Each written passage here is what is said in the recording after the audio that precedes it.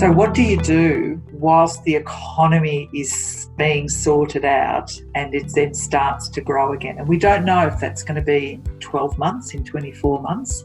And even if it is, the recovery that then leads from that point is going to take some time.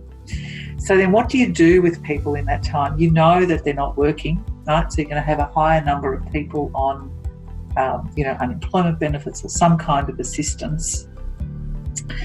Let's not pretend that short skills training is going to get them to the next point, particularly young people. So, dare we go back to the data that's already on the shelf for us that tells us that the longer a young person's engaged in education, the better their lifetime prospects are going to be.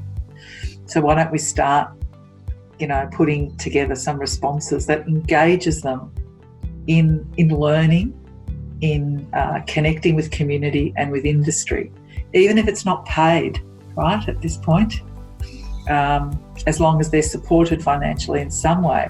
I think the greatest thing we can do is stop scaring them. So let's forget the 17 jobs in 6 careers business, and let's just focus on a job for today and educate young people that any job is a good job, because the world that we live in needs routine.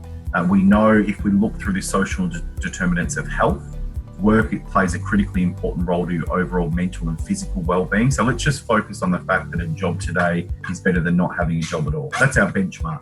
Because what we do is we create a disparity between work and welfare dependence. So that's kind of the first hurdle.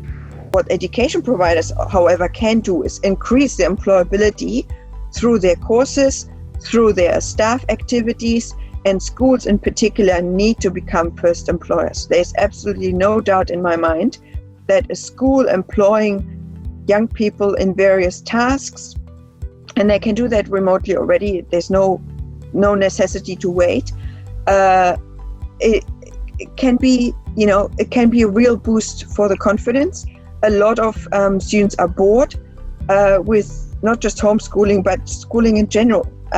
So the engagement data is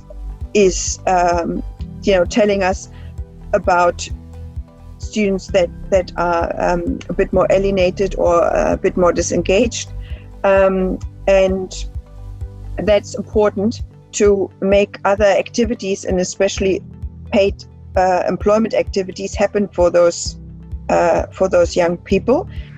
Young people have been disproportionately affected by the economic situation.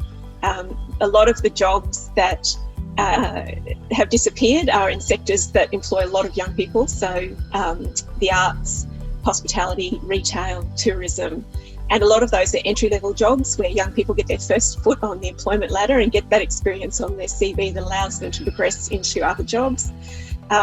Young people also tend to be more casualised, so in their work, so they've been the first ones to be dropped off and they'll be the last ones to be picked back up again, and they'll be competing with people with more experience than them.